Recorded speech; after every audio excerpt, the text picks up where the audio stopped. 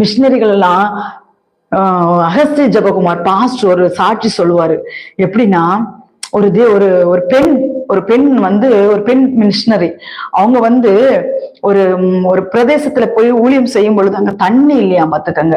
அங்க மாடுக கழுவுறது, மாடுக குடிக்கிறது, அந்த தண்ணி ஒரு நீட்னஸ் இல்லாம இருக்குமா. ஏன் அவர்கள் நினைத்திருந்தால் எனக்கு அந்த இடம் வேண்டாம் ஆண்டவரேன்னு சொல்லிட்டு அவங்க கிளம்பி நல்ல இடத்துக்கு வந்திருக்க முடியுமே.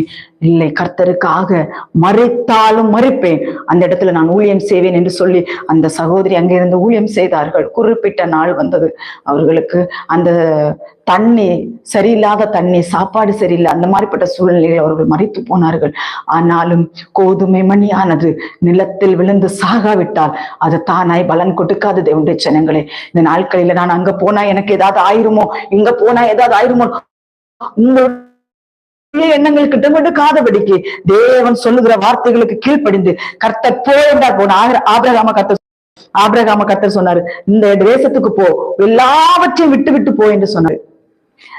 கிட்டத்தட்ட ஆபிரகாமுடைய வாழ்க்கை அநேகருக்கு அது